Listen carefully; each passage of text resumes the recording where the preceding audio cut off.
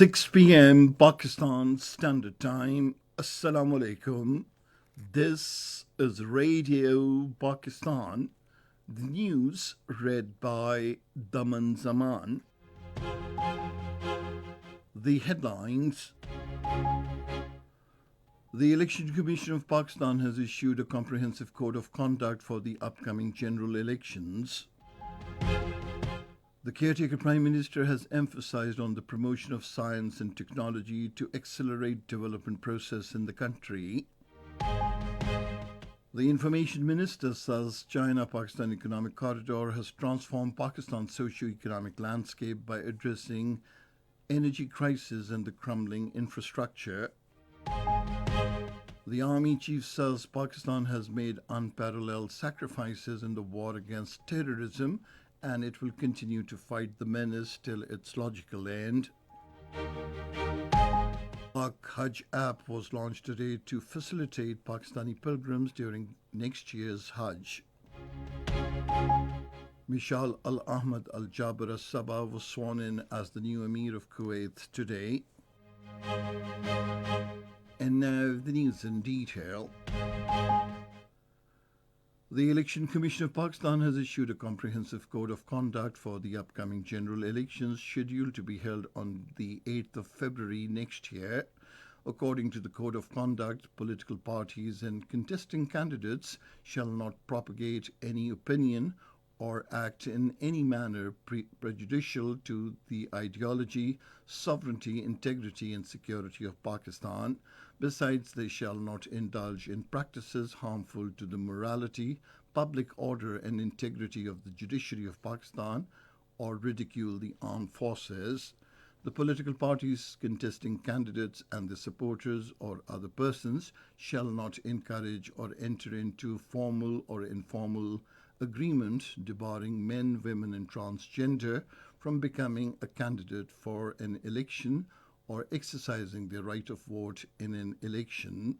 The political parties shall encourage women participation in the election process.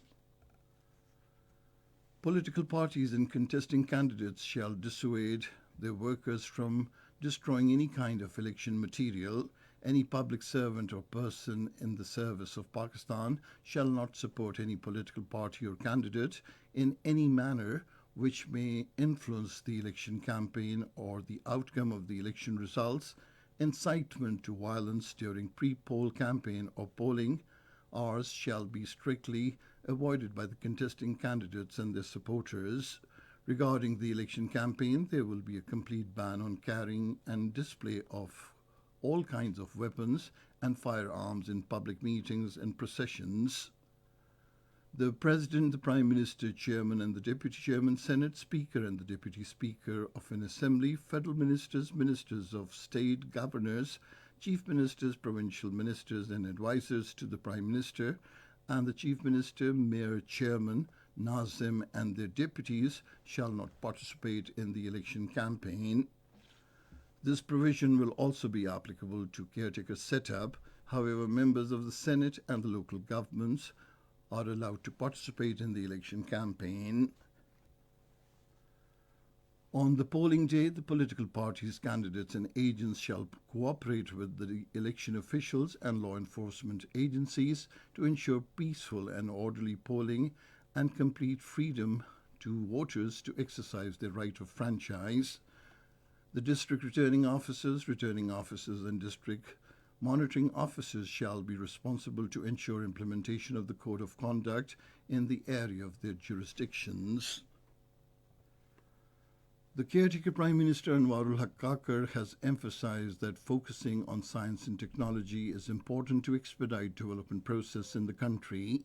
Addressing at the Ghulam Ishaq Institute of Engineering Sciences in Topi today, he said the institute is playing a vital role in the promotion of science and technology. The Prime Minister commended the great work done by the pioneers and the current faculty members of the institute for making it one of the modern institutions of the country. The caretaker Prime Minister Anwarul Haq Kakar has said the state and the institutions are championing an accommodative approach to reintegrate estranged militants.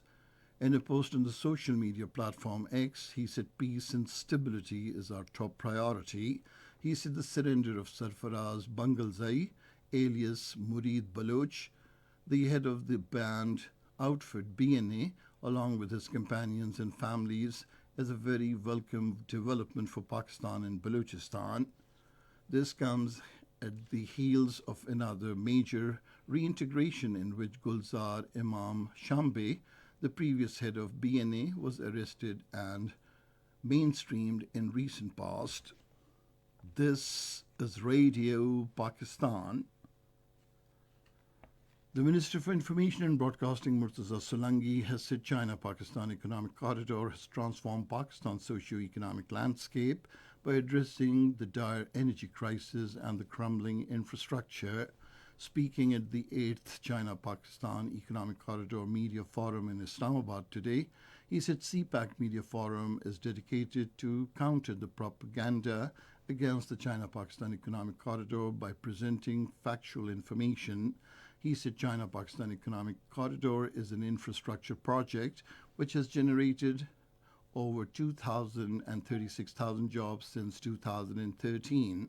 The minister said CPAC has expedited Pakistan's economic development process and significantly enhanced growth.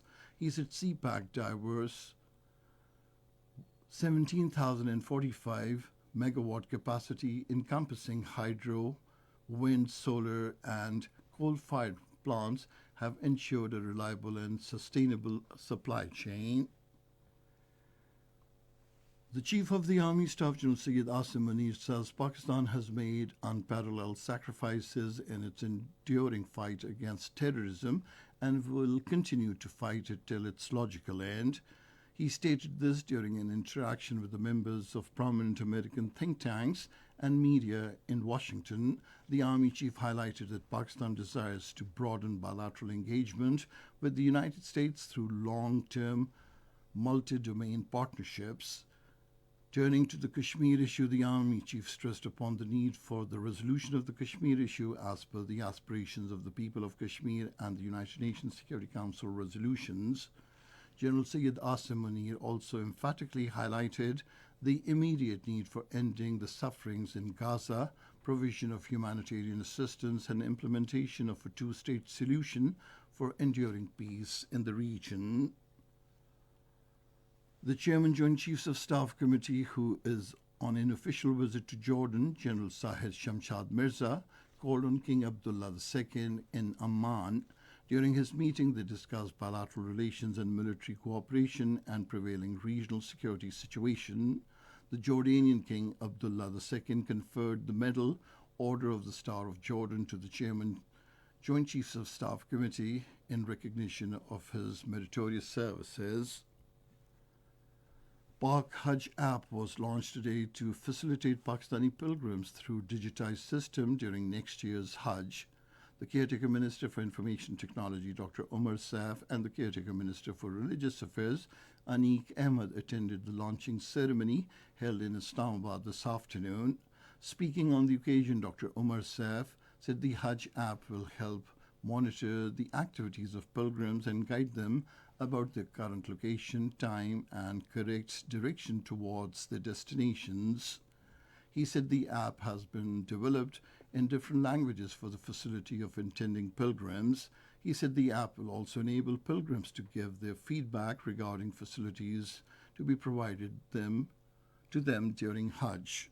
Finally, the weather report.